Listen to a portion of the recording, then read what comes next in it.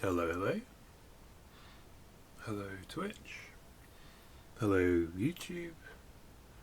I am going to do a tiny bit of drawing. So I thought, why not come online?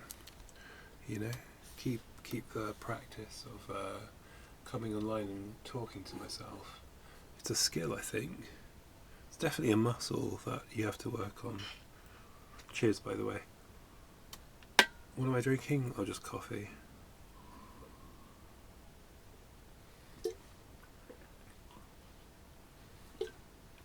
Ah, delicious, delicious, delicious coffee. Okay, so yesterday I was working on this little bits down here. It's a floppy disk case. I'm going to tweak it a tiny bit, but it's kind of done pretty much.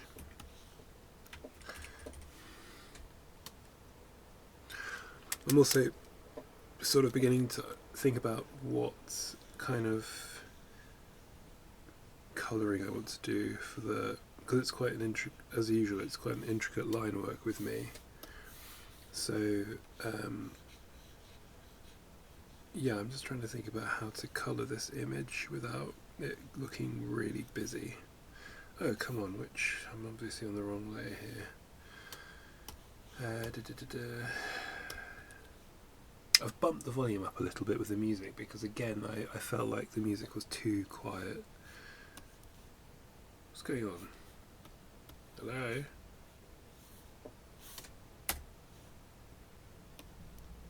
Okay, there we go. We're on the right layer now. Righty-ho.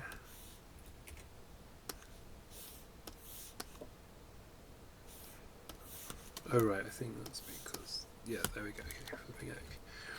The great thing about Toon Boom is that you can have layers within layers, and that can sometimes be a bit confusing. It's like every layer can then have 4 separate layers, and it's mainly for the system of cleanup, line works, underlays and overlays, and colouring. I often use the underlay layer as a rough, like a pre-rough, and then anyway, it's a good system, but sometimes you can get lost when it comes to what layer you're working on.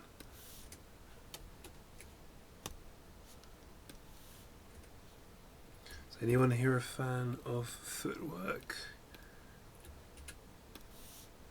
This is Dane Chadwick, who was an early producer on that whole like 2011, 12, 13 footwork boom.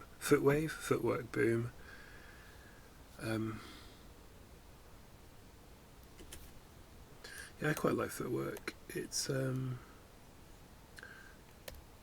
I always think of it as being sort of jungle music adjacent, but has its own sort of sensibilities.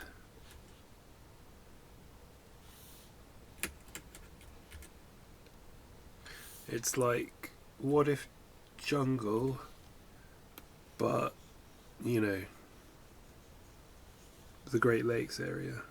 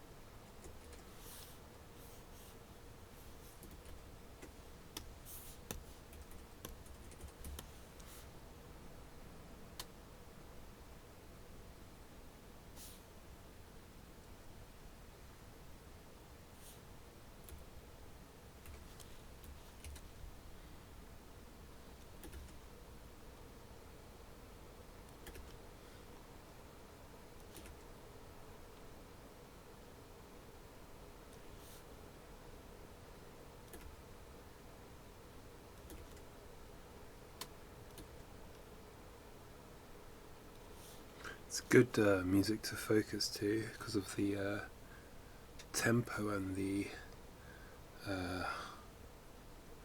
high-pitched nature of it.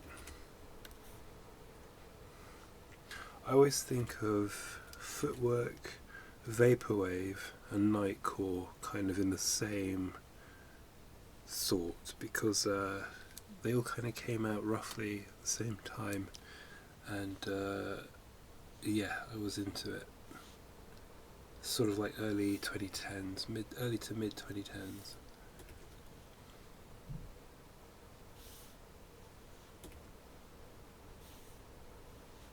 And loads of sort of SoundCloud producers used to come up with tons of stuff like this.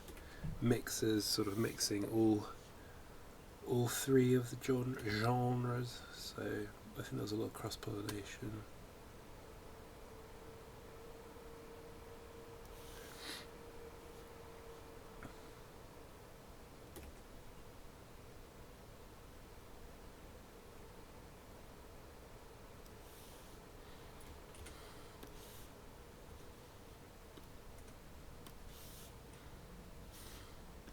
I'm actually surprised that what was he called? One O Tricks Point Never. I'm surprised One O Tricks Point Never did not come out with some kind of Footwork album or EP or something, but hey, maybe he did, maybe I just didn't catch that, or maybe he just thought it was a bit derivative.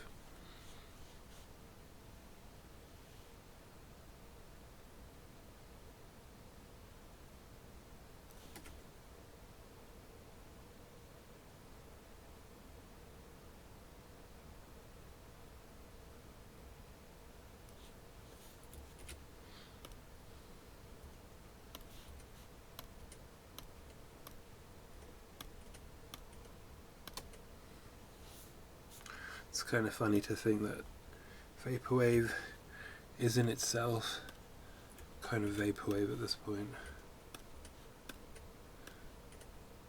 Like some of the references Vaporwave, some of the samples Vaporwave used at the time are now as old. What am I trying to say? I'm trying to say that the samples that Vaporwave uses at the time, 2010s, now Vaporwave is that old. Does that make sense? Sort of like 10, 15, 20 years old.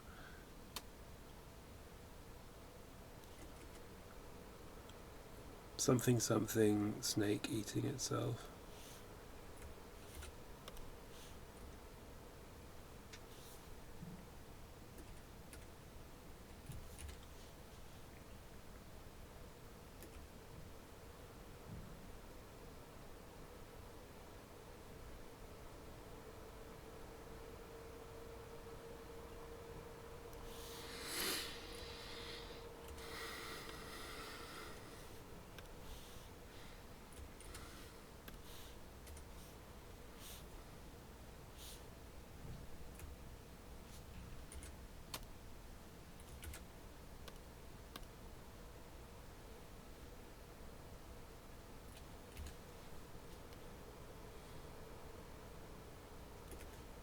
I suppose trap music also sort of was newish when this came out, so maybe I would put in like 3-4 silos: Vaporwave, Footwork, Nightcore and trap. But maybe trap came, like, not the trap music that became then very, very popular, because I would say out of all those genres, I think trap broke into the mainstream quite a bit more than the others.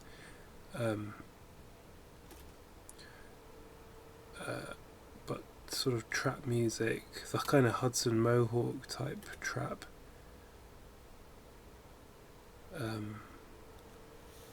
yeah, that was sort of roughly around when this kind of stuff came out too. Hudson Mohawk is a Scottish music producer who was quite big, quite popular in that early kind of European trap time. I think there used to be, maybe it still exists, there used to be a record label called Lucky Me. Was he part of that? I can't remember. I remember Lucky Me having loads of mixes which I used to listen to.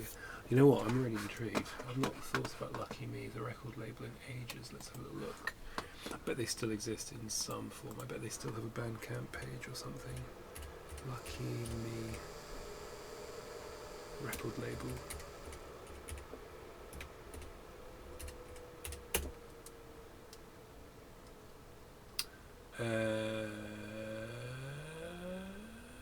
Yes, they still exist. You know how I always check is if on the kind of Wikipedia summary you always check if it's an is or a was. Is or was. Is was. And Lucky Me is a United Kingdom-based record label and design studio specialising in the release of new electronic, hip-hop, pop rock and underground dance music.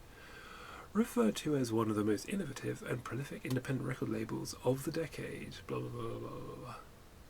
Yeah, because for me, Lucky Me was the coolest record label sort of in the early 2010s. And then PC Music, which is a record label really, isn't it? Anyway, that kind of took its place a little bit.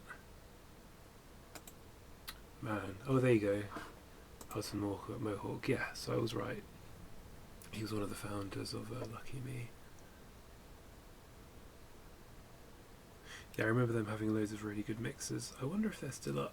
Let's see, their website used to have their mixes. I wonder if their website's changed at all since I last saw it, which was probably about 10, 15 years ago. Let's find out. Has their website changed at all? Yes, it has. Used to be a lot more Web 2.0 than it is now. Okay, I won't look at this too much longer. Sorry. I could do this in my own time.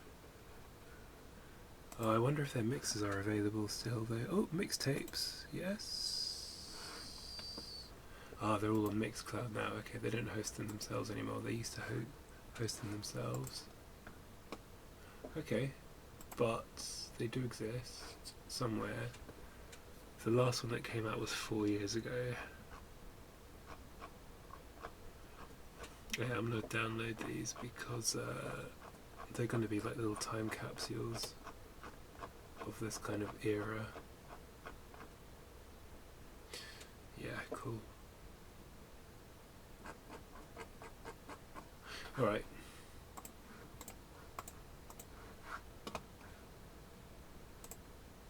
Yeah, it's quite an interesting little time of indie electronic music.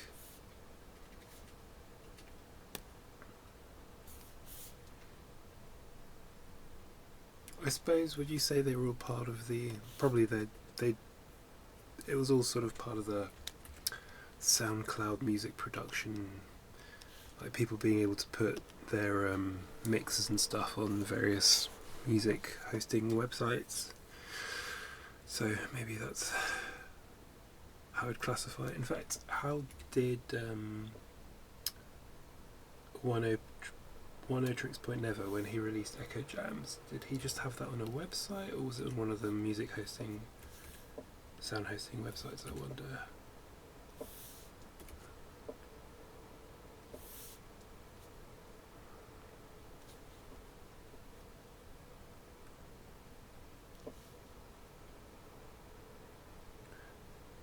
All kind of, yeah, pre-app, pre-phone app stuff, still website-based stuff. I mean, the apps were really just about coming into their own, I suppose.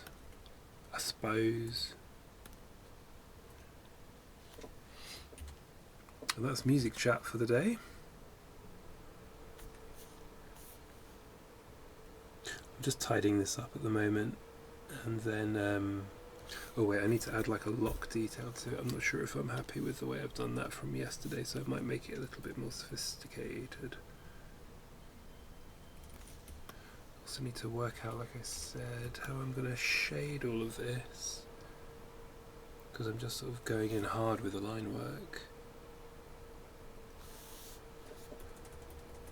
This is, I said this yesterday, this is based on a floppy disk box that I owned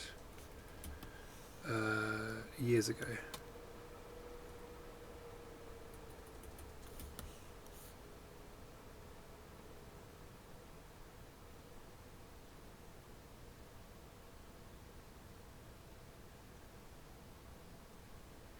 Don't like, you know what, I've decided I don't like the way this one's leaning, so I'm actually just going to nix it. I think. I tell you what, I won't completely destroy it. What I'll do is I will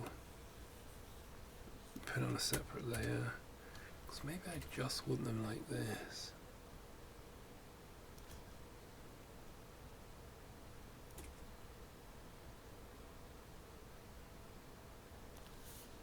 So many details.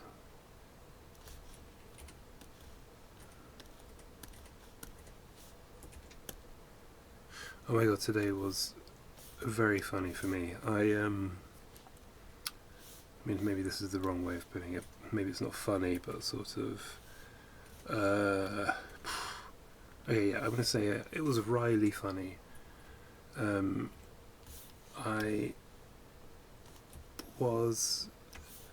I read a post on LinkedIn about some animation studio that had sort of locked down a contract to do some animation work for a company, and then 2 weeks into the project the client decided to go with AI and basically pulled out and fired the animation studio. And I thought, oh, you know what, that reminds me of a project I was on last year. And I thought, oh, I wonder what happened to that project. Like, did they end up finishing that thing or cancelling it? Basically, I'd been hired as a 2D animator on the job, and then they basically were like, actually, you know what, we're just going to do this with AI. So I googled the company, and yes, they did finish it. And yes, it looks terrible. I'm sure they did it in minutes, probably like a couple of weeks or whatever. The funny thing is, they dragged their feet to actually, like, I could have done something really good for them, even little bits here and there, but they took so long to actually lock down anything that then they were in a huge rush, and so then they just went with AI, and it looks shit.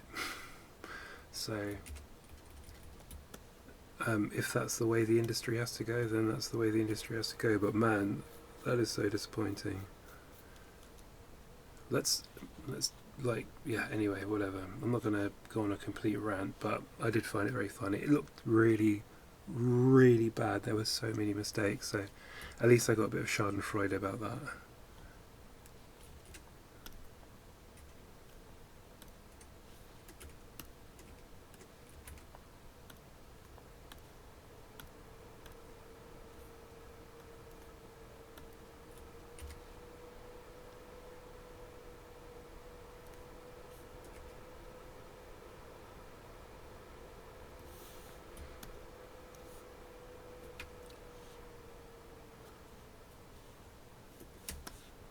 I need to work out where the middle of this is. Something like that. It's roughly the middle, I'd say.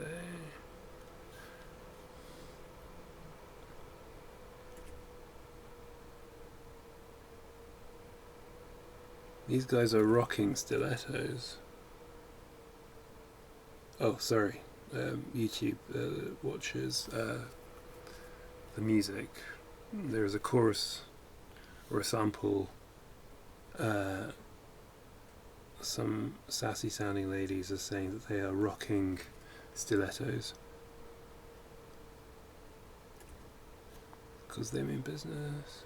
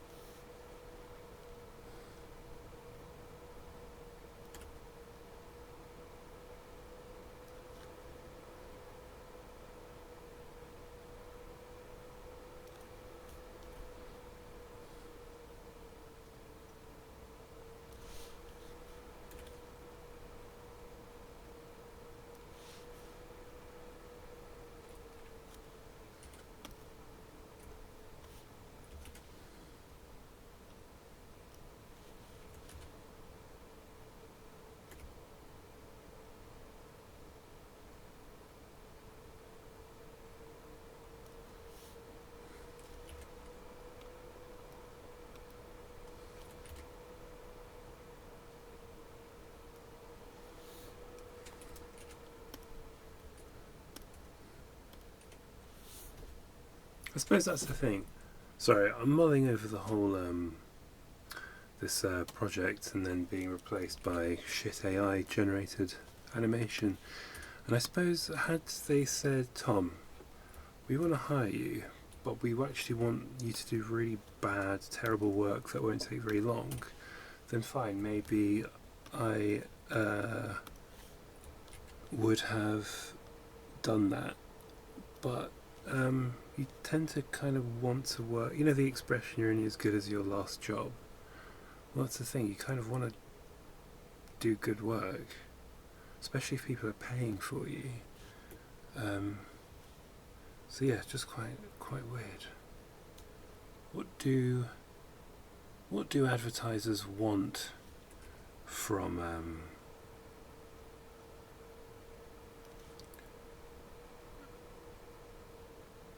creatives? Not very much, apparently. I guess if nothing else, this kind of AI era has shown the true colours of a lot of like media companies and producers and stuff like that. Anyway, I said I wasn't going to rag, whinge about it, so I'm not saying anything original, that's the other thing.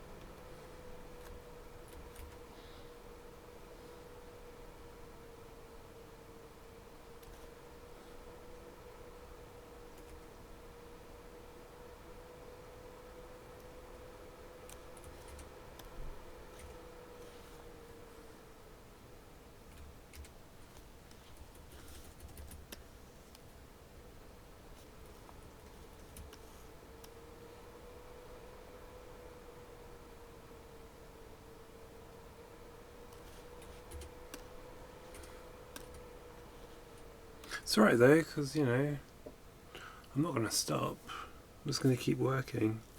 I'm going to keep drawing, whatever happens. So, if nothing else, it just grants me some freedom to work. When I do draw, I can draw whatever I like. So, some pros to the whole instability of the industry at the moment.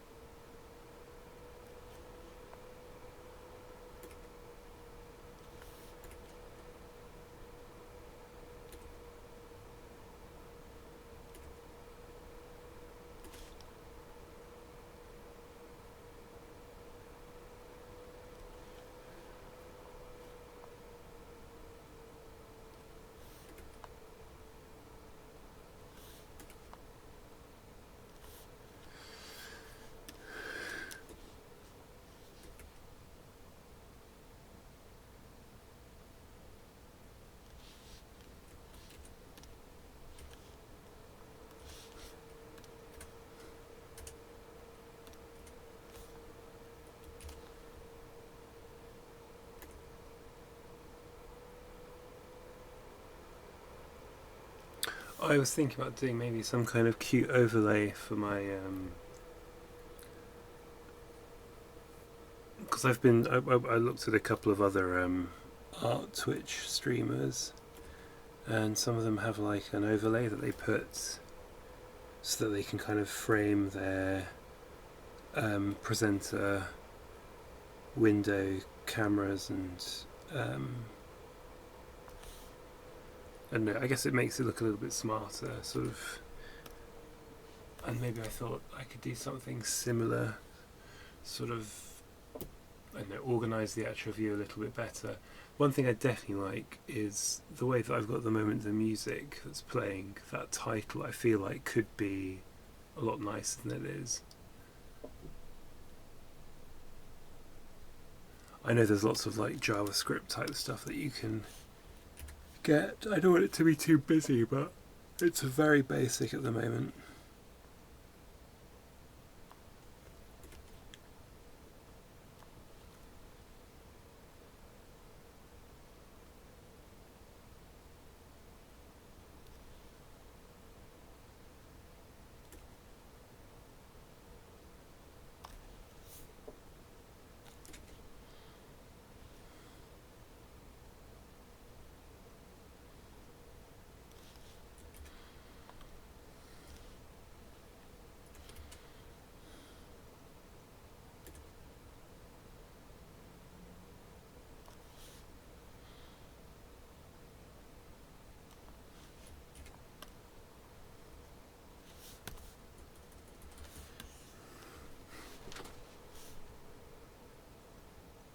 I think I prefer that, yeah.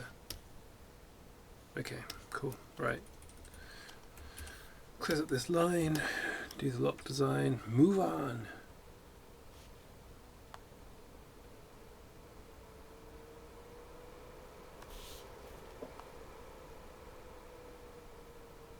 You know what I was going to do before the stream? I was going to message on Instagram and say I'm streaming now. Did I? No. Part of it is because I need to install Instagram on my phone, and I hate doing that. And the browser version of Instagram is, in some respects, good, that it's much more limited in what you can do, but bad in that it's much more limited in what you can do. So if you want to do like a story post, it's actually quite a bit harder to do on the browser version of Instagram. You have to do some kind of slightly packy, janky things to get it to work. Ay, ay, ay. Oh, I'm really sorry I'm yawning so much. I'm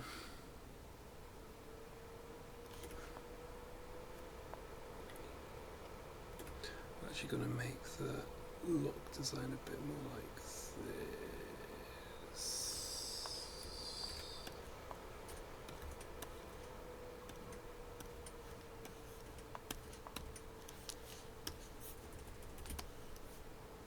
Yeah, I'm going to have it a bit more sort of smaller and rounder.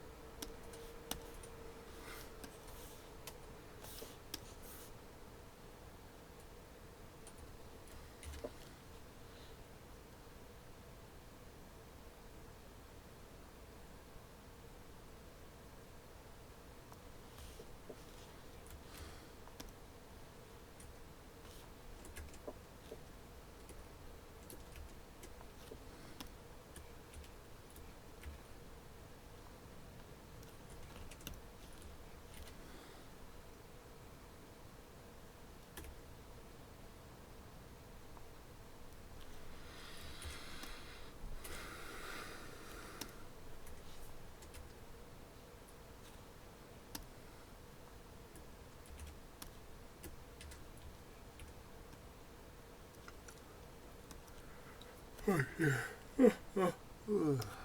Excuse me. Apologies. Disgraceful.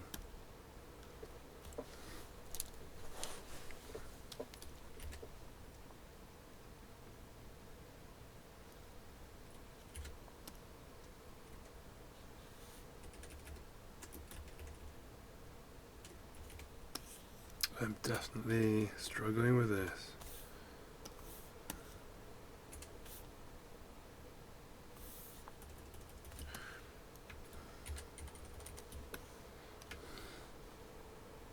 I just want quite a sort of nice U shape here. Hold on, if I do this and finish this line off.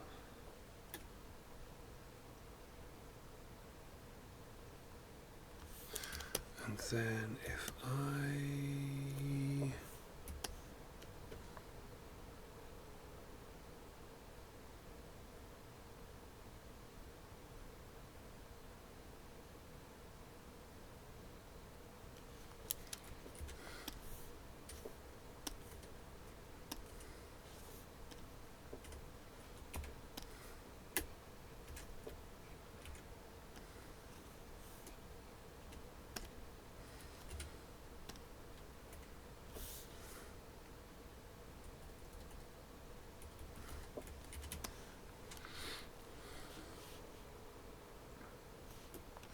find the middle like this, middle sort of roughly here-ish. So then let's say the lock bit is roughly here.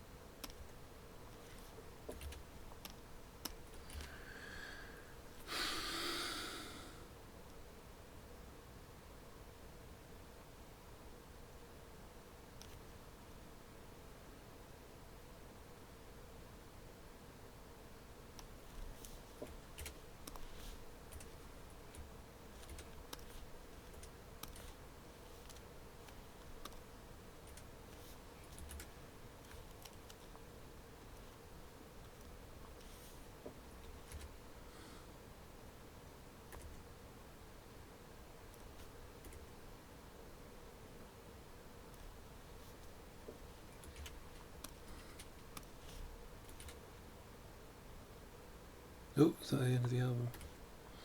I need to put something on which is a bit more upbeat or in your face because I am crashing. Let's see.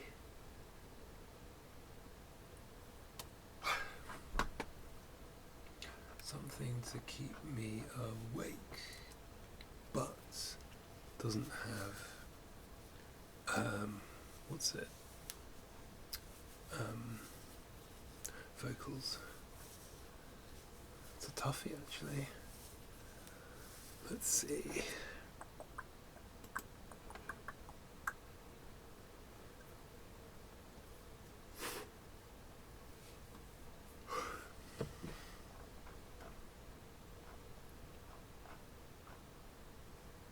All the stuff I'm finding might send me to sleep.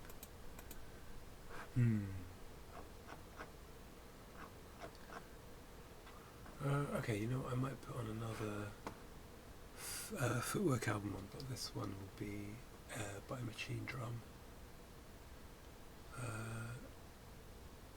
going to put on his Rooms album, 2011, so yeah, roughly the same year that previous album came out. I think this was quite a seminal release, Rooms. I think it rated quite highly at the time. Oh, I didn't ask for that to play. There we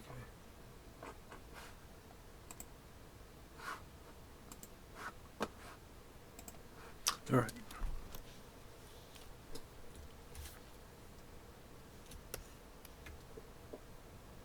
That does not look like it's in the middle to me.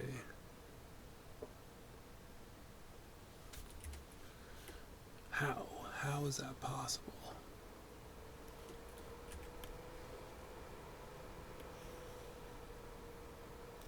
Yeah, it's not.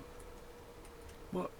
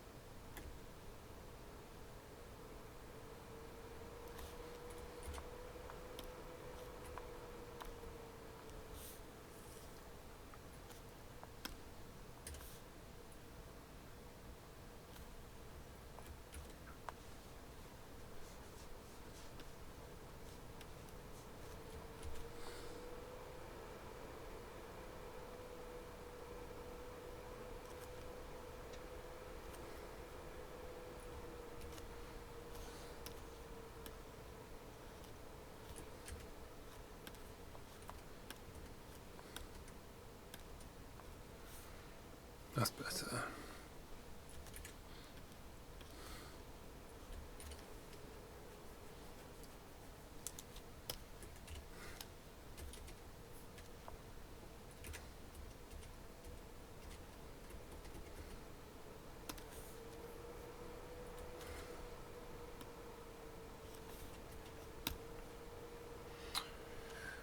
Oh, sorry, I'm not being very talkative, am I? My mind's blank. You know, it's like I said earlier in the stream. It's sort of a muscle you have to kind of practice, I think, because I usually am very, very quiet when I draw, which is obviously not ideal for streaming. So I'm trying to keep a bit of a chat going whilst I draw, but sometimes my mind is a blank.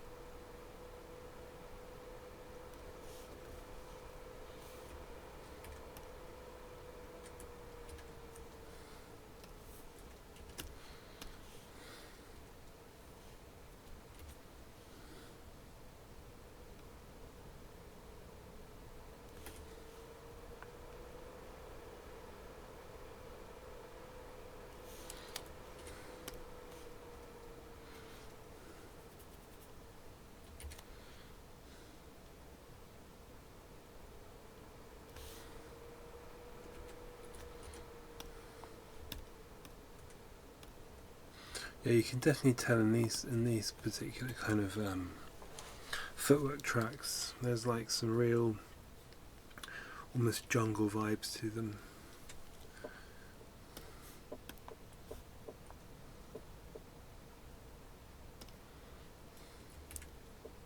It's cool. I like it. I find it very captivating.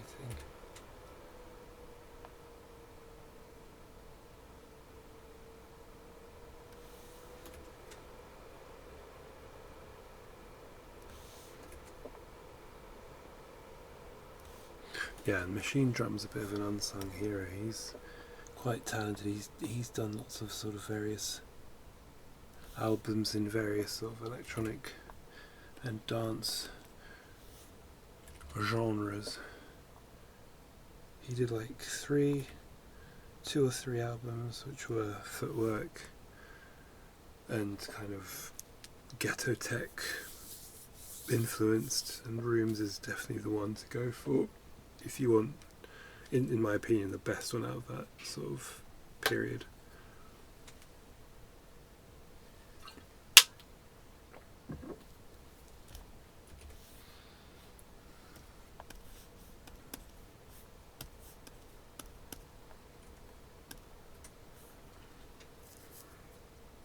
You know, I might buy later for £3. Something I've not played in a very long time. Well, okay, I have played Half-Life 1 very long time ago, and the recent, well, it's not really even recent, like within the last decade, probably when this album came out, Black Mesa, the kind of like reimagined and what do you call it, reloaded, redone Half-Life 1. Anyway, Black Mesa is on the Steam sale for like, I think, £3, so I might buy that, because I feel like playing an old-fashioned first-person shooter, something which I could just drop in, do a level, drop out again, you know, just bang, bang, bang. And the nice thing about that period of first-person shooter is that you don't need to be particularly invested in plots or skill trees or anything like that. Plus, you know, for me especially, the nostalgia. Another good one, much newer than Half-Life, of course, but still Valve, is Portal. And have they done why can't I think of this word? Have they done a revised version of Portal yet? To be honest though, it looked great. It's one of those games where I think it actually looks great just as it is. I think with Half-Life 1 it was beginning to look really janky, so it's probably good that they did do a revision of it. But Portal, I think, because it is so it's got like a real aesthetic, like a real minimalist aesthetic to it. Actually, it has, I don't think it'll age in the same way that Half-Life did. Especially the first Portal, maybe the second Portal, because I think there's more environments in Portal 2 from what I remember. But the first Portal, which is all in a lab, has a very, I think, timeless aesthetic to it. So actually, maybe it doesn't need revising, updating, revisioning.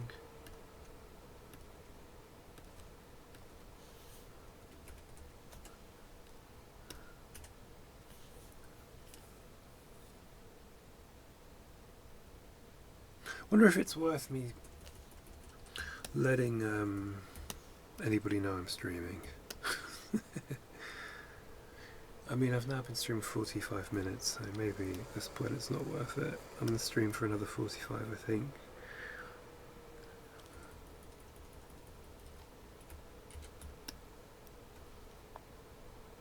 the stream for another 45, then I'm going to do a little bit of admin, and then I've got lots of other stuff to do, unfortunately. Chore stuff, family stuff,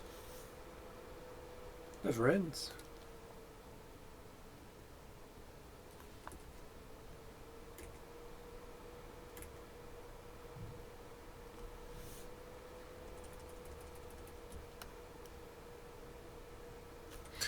No, I don't like this design. I'm going to do it slightly differently.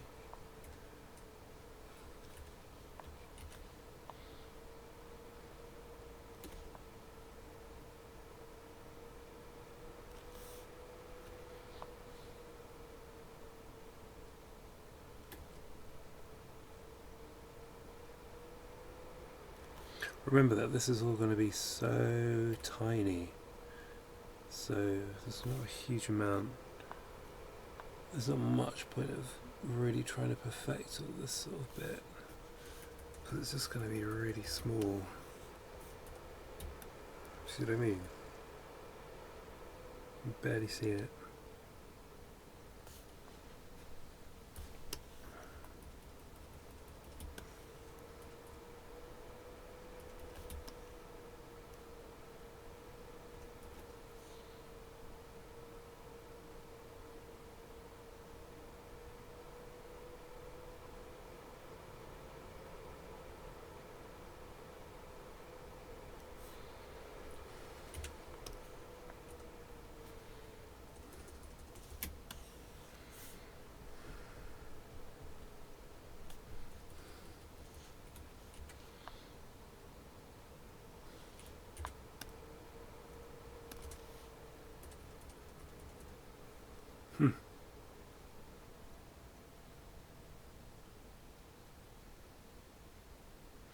Yeah, this whole album has a real melancholy to it, and I feel like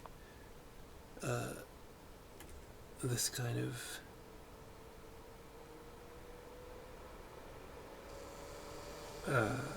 genre, this Duke footwork genre, kind of really lends itself to this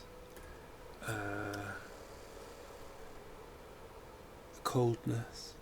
A little bit like drum and bass, actually, more so than jungle.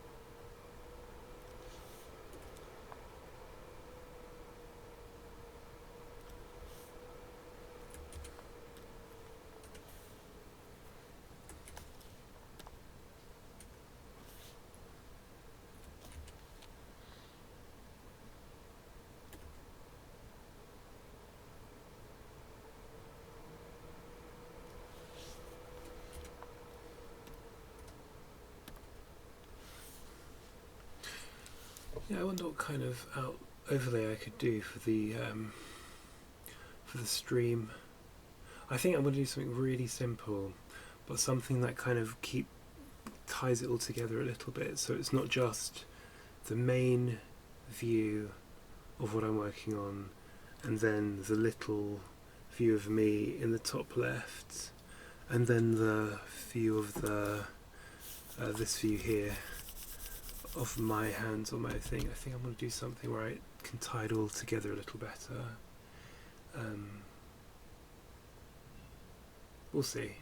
It might be something really minimal, but just something.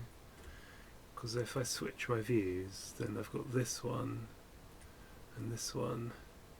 I also have this one, which I don't use very much because the quality of this camera is not great. So, to be honest, it's just best to use this one, frankly. I was going to use this view more often when I worked on paper, but I'm not working on paper at the moment. I mean, lighting is an issue as well, because you can probably tell the lighting here is really weird. Oh, hello, Frost1216. Yeah. So I'm using a Cintiq, um, and this is sort of directly being piped from my Cintiq. But also, I was thinking occasionally to work on paper. So I've got like a. If I move this out of the way, I've got like a drawing tablet here. Not a drawing tablet. This is a drawing tablet. I've got a drawing table here, which I currently have my drawing tablet resting on. But getting the lighting for like working on paper is in itself very difficult, especially when you're working with. I admit, when you were talking about your UI setup, I thought you were talking to me, and it was making sense to me, your setup. Oh, right. You know, I'm using the OBS stream chat window, and I can't actually tell when people are in the chat. I should probably actually have the Twitch chat window up, because I think that actually tells you when people are coming and going. So, hello. And thank you for watching. Yeah, I'm going to try not to talk too much about my streaming setup, but because it's so early days for me, it's still something I'm always thinking about when I'm on here, because this is basically the only time when I do think about it. So,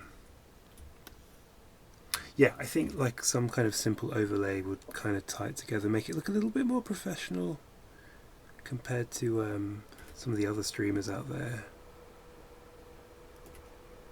But thanks for watching. I'm currently doing this banner for the channel, so that in itself is, I suppose, still working out the channel itself. Currently looks a little bit like this. Yeah, I'm currently finishing off this bottom corner over here, and then I'm going to work a little bit on these letters here, a few more letters on the floor. I think you might need both in case OBS has an issue or vice versa. I recall a streamer who couldn't read Twitch chat but could on their OBS. They ended up restarting the stream and it fixed it, but they didn't know that people were talking for a sec because they were only looking at the Twitch one at first. Yeah, I watch Limmy a lot, and he's constantly running into various like issues with OBS disconnecting from the chat, and yeah, I think you're right. I think it's probably best to have a bit of both on there.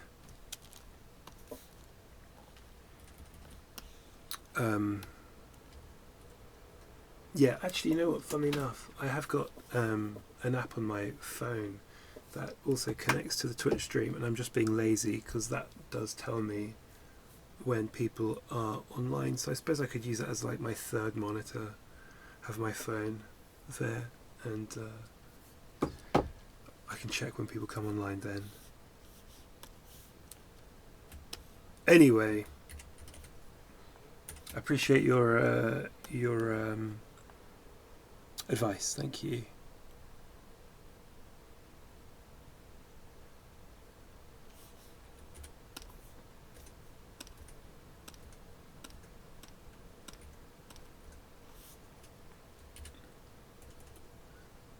Also, I hope my my mic level is okay compared to the music. I'm hoping that I'm not getting too drowned out by the music, but also I don't want the music to be so quiet there's no point me playing it. I feel like it's good to have the music playing, especially when I'm concentrating and I'm not talking, so it's not just awkward silence. God forbid awkward silence.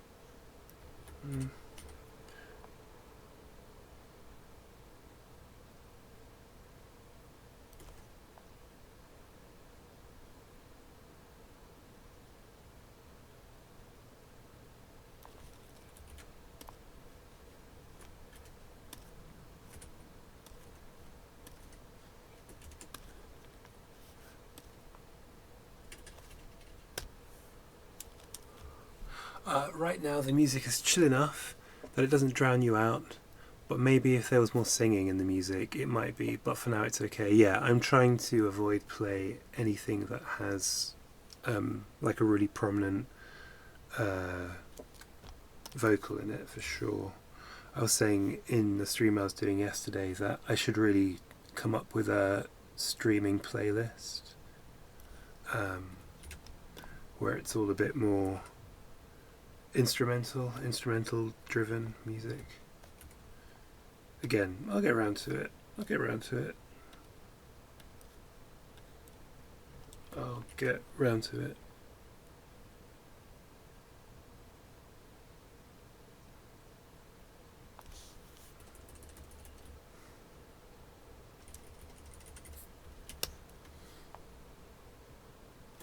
This is beginning to look a lot like the floppy disk drive case I used to have as a young nerd.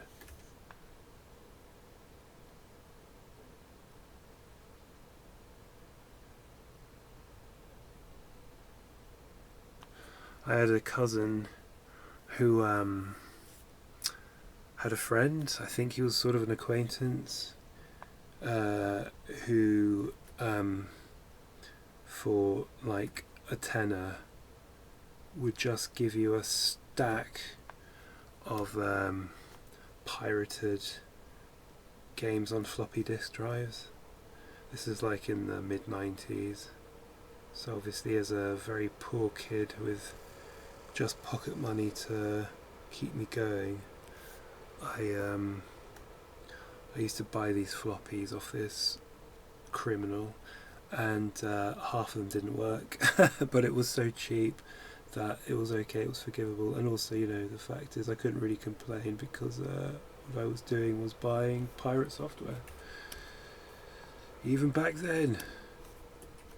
I wonder where that guy is now. Maybe he's really rich and famous. Probably not. I remember how I played oh, I've got myself a bot here. Ban, the ban hammer.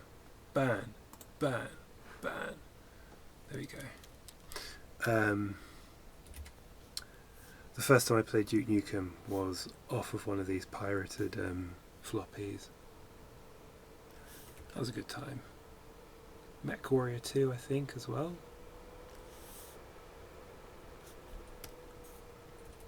Anyway, I used to keep my floppies in a case a little bit like this.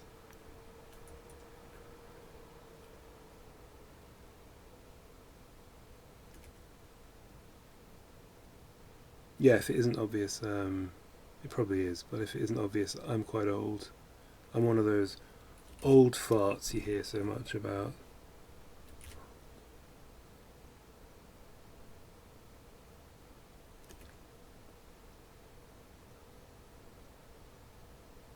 Although in my defence, I'm not as old as Limmy, and he does very well, so, you know.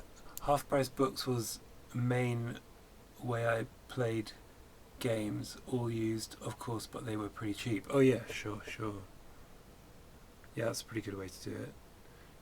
I don't know where you are, Froston, but there's a shop in the UK called CEX.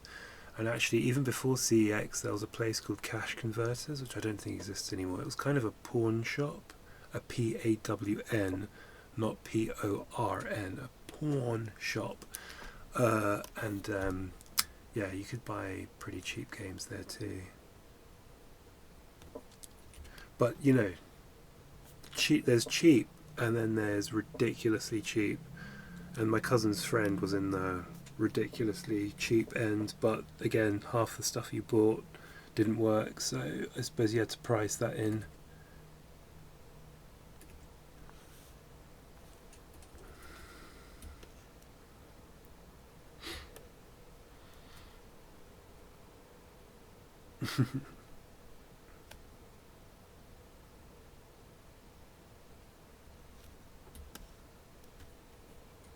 Man, I can remember the smell of the cash converters in the part of the world that I grew up in. I grew up in South London, and there was a cash converters there, and it had really mouldy carpet, and I can still remember that smell.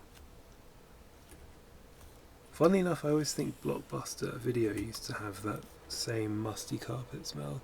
Maybe it was also like the smell of the plastic that they used for the cases, like DVD cases and game cases. Maybe they also had like a kind of a musty, cheap plastic smell to them. Wouldn't surprise me, actually.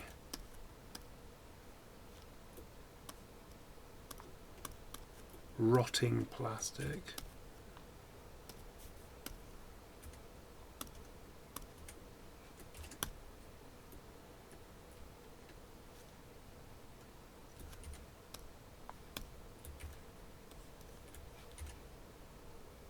Okay, I think I have definitely over-egged this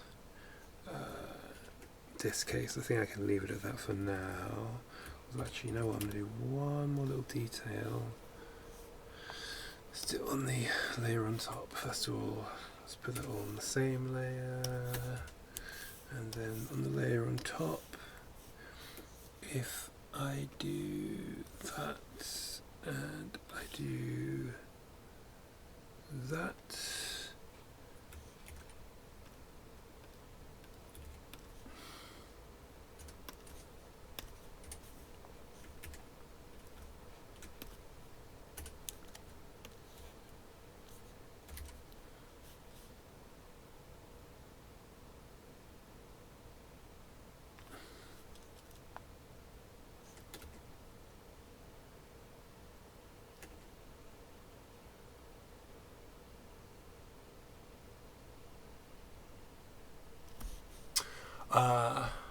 played the old Sesame Street games, at least those worked.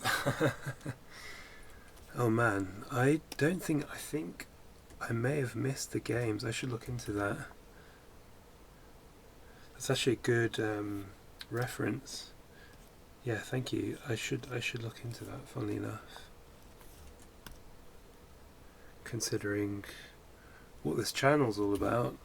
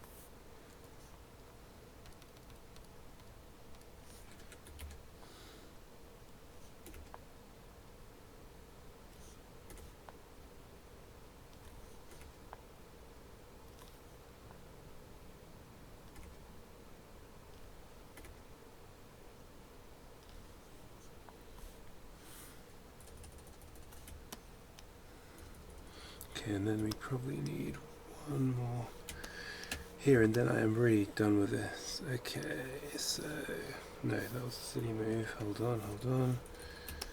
If that would go roughly like that. That would go roughly like that. So that means that the back's probably somewhere there-ish. So then our guideline would be something like that. Okay, so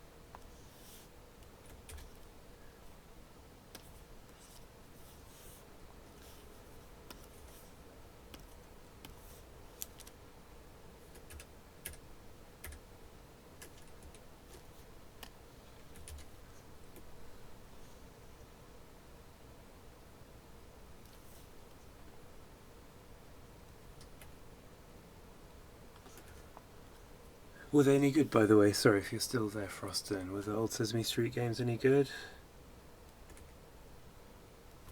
Like visually? I wonder if any of the animators that worked on the show contributed to them.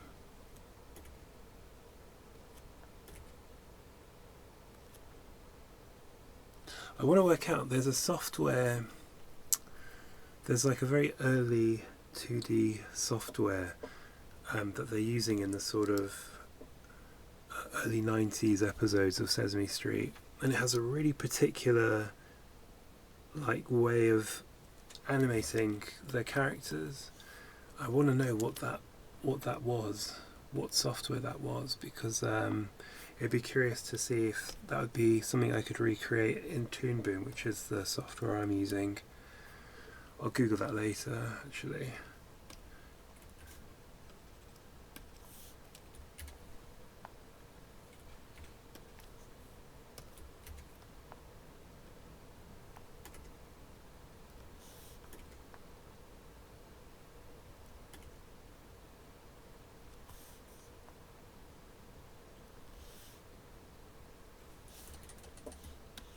There we go. That kind of gives you a vague impression of there being a transparent lid before it's been shaded. Visually they were good. They were simple education games. There was one I'm trying to recall that I thought was cooler than the others. That's good. Yeah, if you do remember, let me know. I mean, I can Google it too, I'm sure. But if you happen to remember, excuse me, then yeah, that sounds good. I should look into it too, because maybe like one of the letters I'm doing could be more in that kind of style, like educational game style too.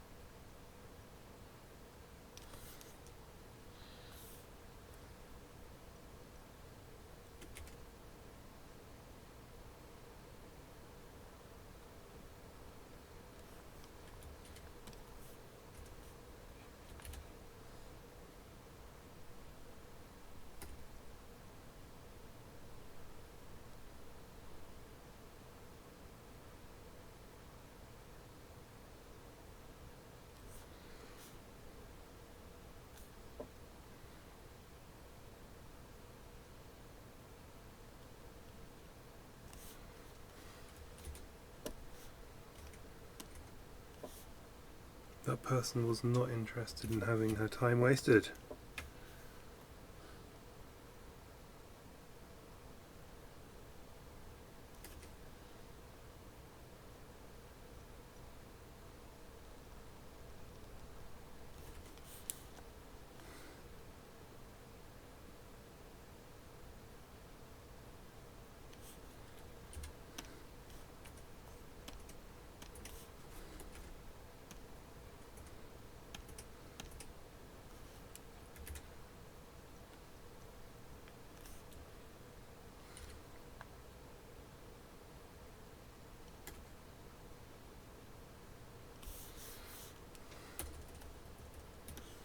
Alright, okay, right. What's in my notes? What else have I said to have down here? Let's see, what time is it? First of all, it is 1 hour 13. Okay, so I'm going to work for another 15 minutes before I log off. I've said goggles, which I've done. Jars, done. Let me zoom in, sorry, this tiny scroll I've written here. Goggles, done. Jars, done. Tapes. Have I done tapes? I could do some tapes, I suppose. Fabrics, that's what this stuff is. Rulers, check. Set squares, I kind of decided against drawing set squares. Brushes, I guess I could do some brushes. Okay, so tapes and brushes in the context of being near here. So brushes, maybe I could do like some kind of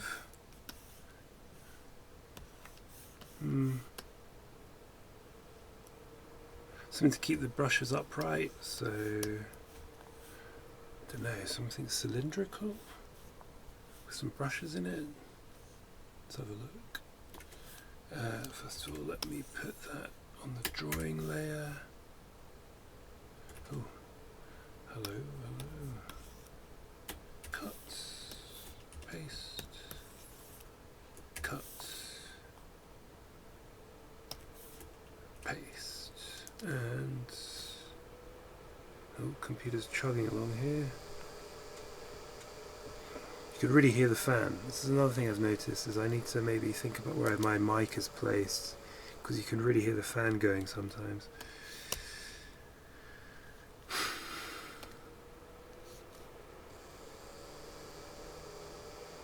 Like now. There we go. Alright, so back to that layer. Right, let's see.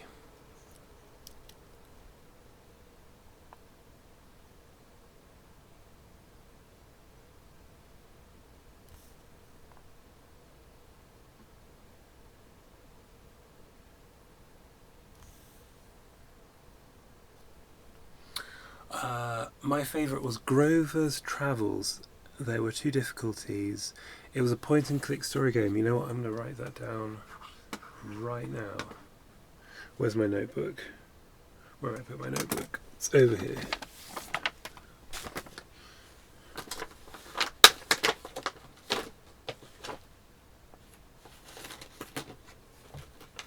I'm going to write that down right now in my notebook.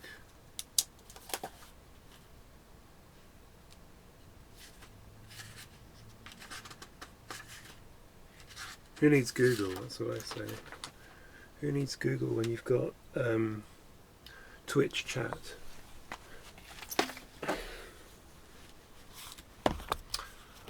You could click on stuff in the background and it would play little animations even if it didn't affect the actual story. Yeah, see, that's exactly what I like to hear.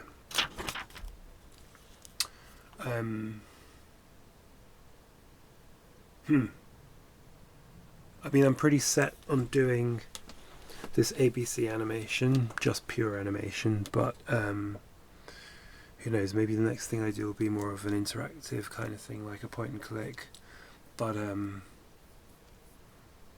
that would come later. Anyway, let me have a look at this though, later on.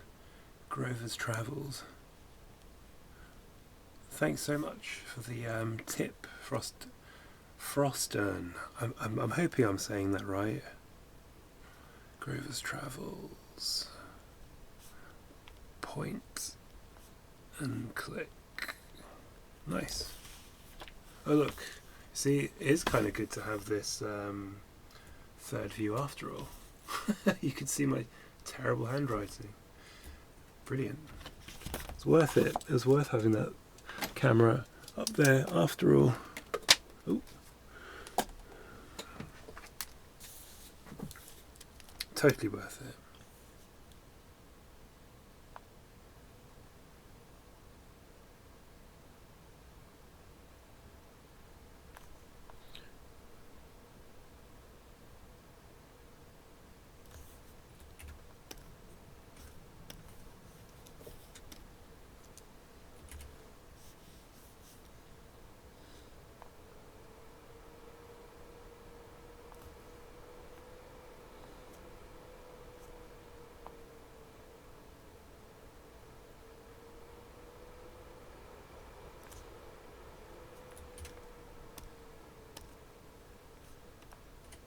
So I'm drawing a bit of a cylinder, which is going to be, I've drawn it, you know what, I've just realised I've drawn that way too high because you won't actually be able to see any of the brushes peeking out the top, so let's draw it a little bit lower.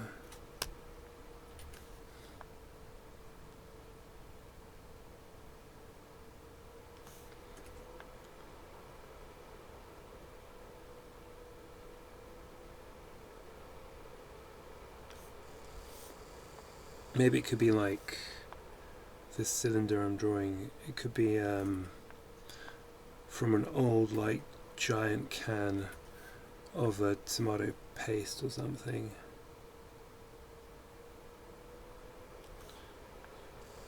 And that's what whoever is working this bit of the workshop has decided to put their brushes into.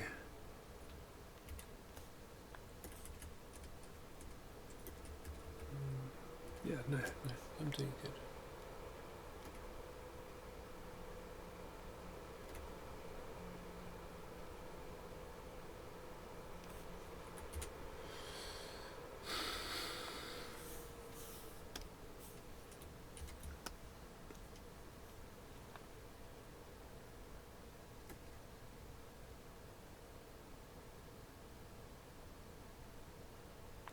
Well, Froston, I don't know if you're going to be a regular watcher, but I really appreciate you watching this stream.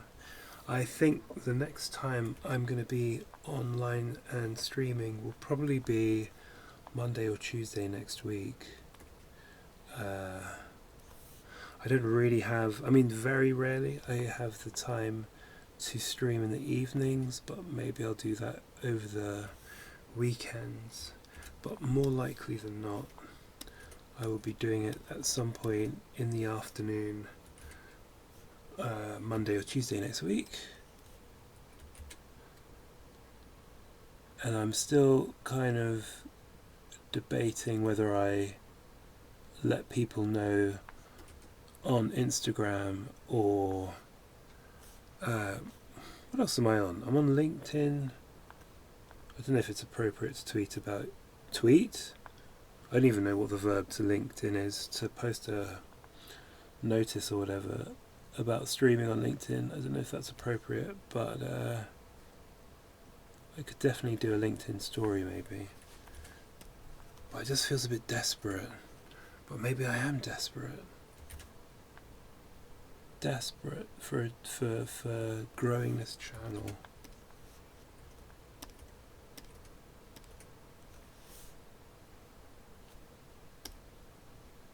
Okay, let's see that in the context of everything. I think it needs to go a little bit further back.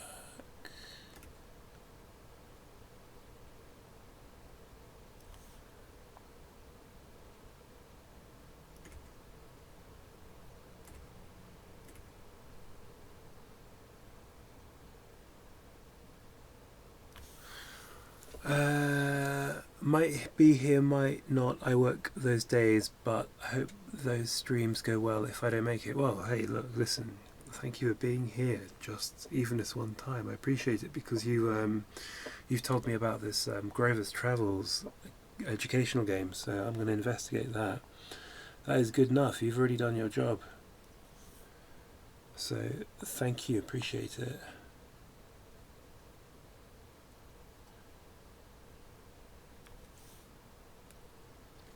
This particular track by Machine Drum reminds me of Board of Canada's Dayvan Cowboy.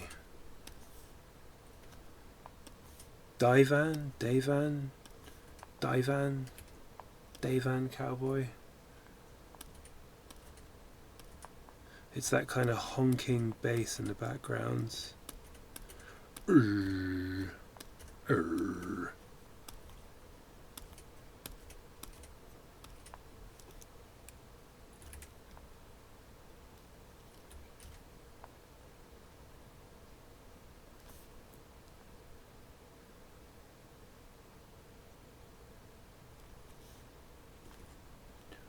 I mean, I'm almost certain, surely, it's got such a...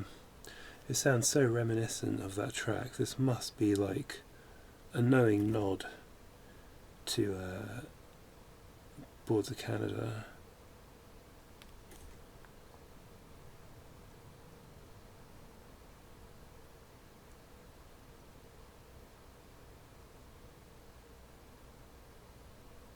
Surely.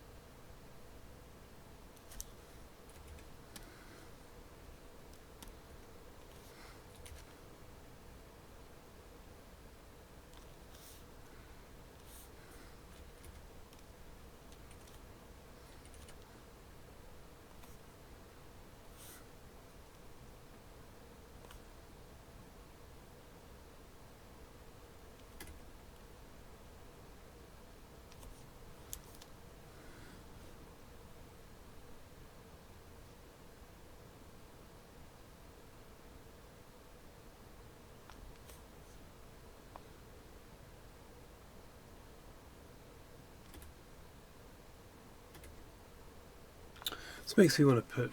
I might just put that track that I'm thinking of, Bibles of Canada, on right now, just to do a little bit of a contrast and compare, if you don't mind. And it's quite a long track, so I'll maybe play this and then log off.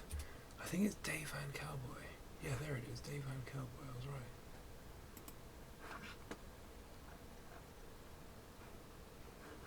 Can we stop that album? Dave Van Cowboy. Wait, is it that one I'm thinking of, or am I actually thinking of...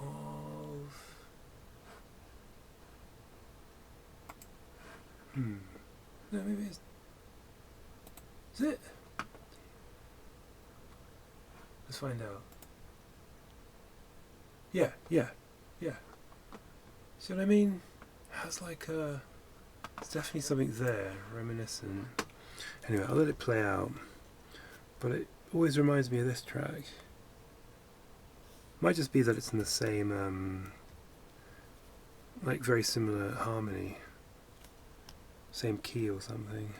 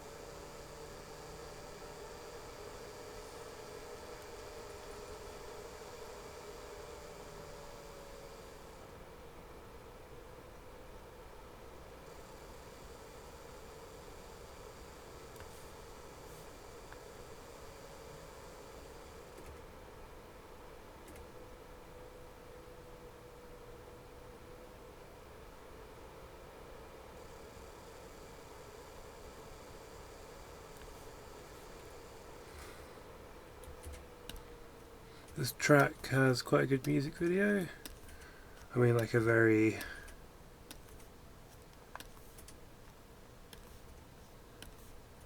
atmospheric music video.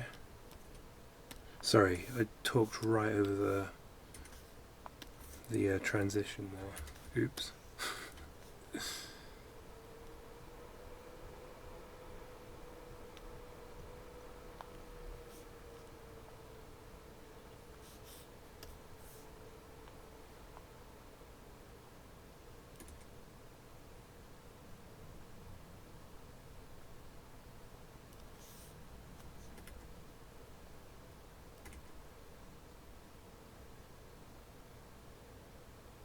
Again, apologies to anybody watching on YouTube because I have the music turned off on YouTube due to YouTube's extremely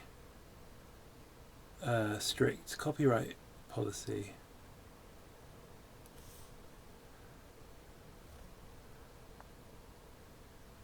So, I mean, it says up there what I'm listening to, so if you're very curious, you can always give it a listen,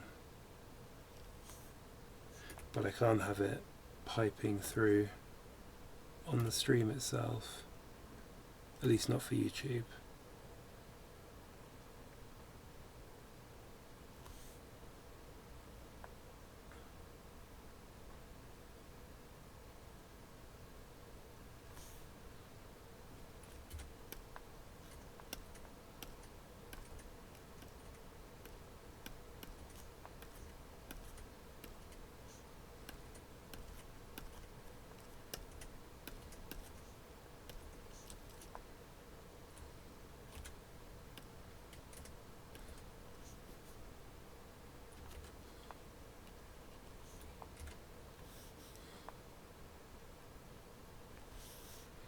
I'm trying to just get the perspective right on this container before I log off, which is what I'm going to put some brushes into it.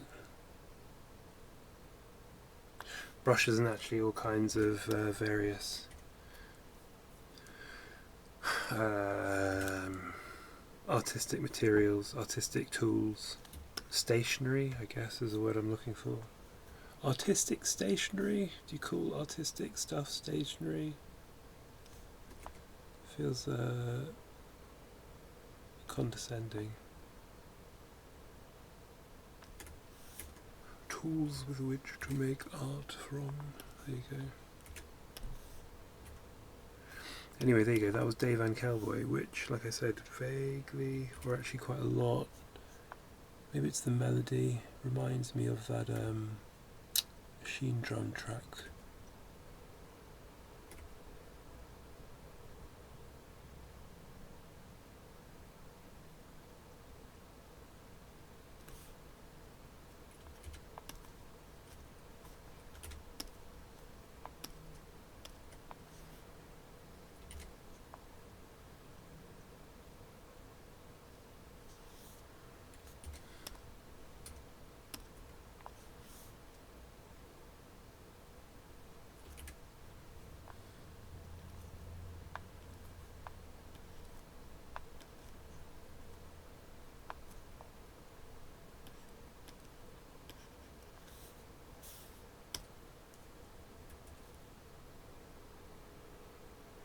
That'll do for now. I need to log off anyway. I'll probably end up tidying it up next time I'm online. Oh, for a start, actually, this needs to be a bit more. It's got a bit of a lean. If I do that.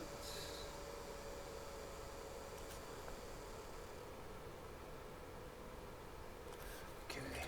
Alright, everybody. I'm going to log off eventually. Thank you very much for watching, and yeah, the idea is once I've done this banner, I'm actually going to move into more of an animation phase, so that is coming up with the concepts for each of the letters, and then what happens, and then as in what happens in each of their individual animations, and then animating it all, and then putting them all together into one long alphabet sequence like you would have gotten on Sesame Street. You mean you would have gotten both a whole long sequence and you would have gotten each individual letter having their own little sequence too, so yeah, doing that both. But that's the plan. So this is like a long project, but that's the point. It's just something for me to chip away at for years. Years! Animation takes a very long time, especially if you want to do it frame by frame and all the rest of it. It's definitely not slop creation around here, I can tell you that much for nothing.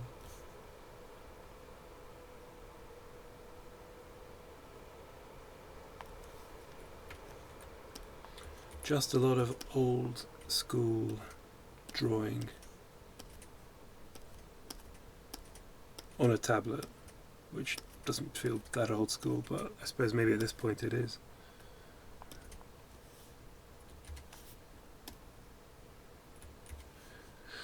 Man, what is it about the perspective here that I am struggling with? I think it's just because I'm a bit tired.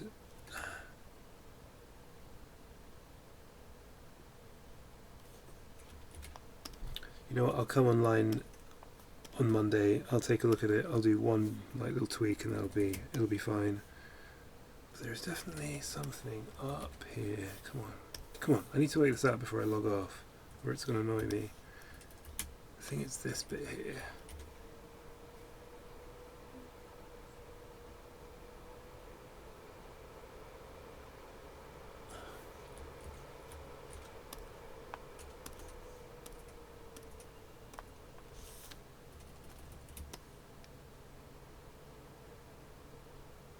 maybe yellow's better. However, did I have it like right the first time and I just fucked it? Let's see, maybe.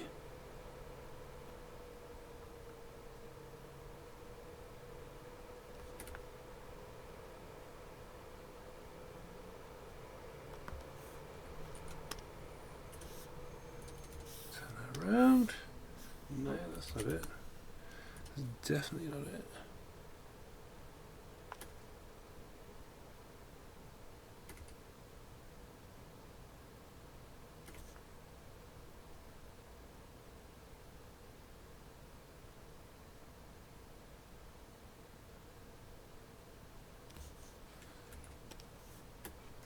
Cut.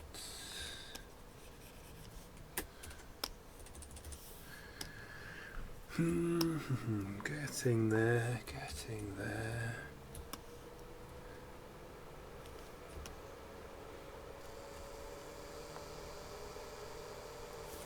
Let me, if I take this, I'll take it all, put it on this layer, and then draw on the top.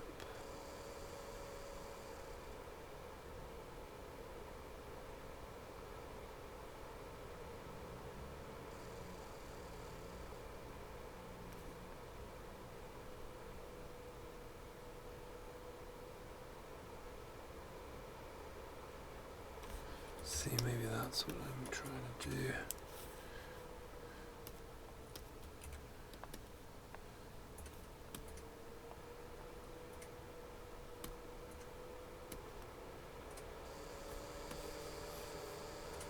Oops.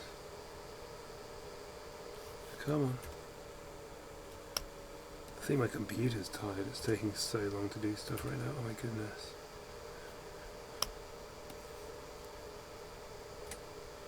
Okay. And then is that what I'm trying to do? Yeah, there we go. Alright, jeez Louise, that took forever. Goodness me, I think I'm just a bit tired. Sorry everybody. Sorry everybody. Okay, so what I'm going to do is I'm going to put that back on the layer I was working on. Oh my god, my computer is really chugging along now. Come on, come on. I don't know why. It's probably complaining that I've just spent too long doing one thing. Get all of these. Get that. Grab that. Cut. And then paste it on here. Okay, good, so I can work on that when I come back next. So that's going to have, it's basically just the guide for me to draw some like, it's going to be like brushes. Oh, let me use a different colour. It's going to be like brushes and stuff in here, pencils, something or other like that. There you go. And then that'll be like, I don't know, maybe have like a fake label here, sort of like tomato paste, or actually maybe it'll just be ABC written on there too. So like A, B, C, something like that. Anyway, that's the point of this fake jar. Right. Okay. Save. Quit. Save. And quit. So thanks very much for watching. And see you probably next week. But I might be streaming this weekend, but it'll be late in the evenings.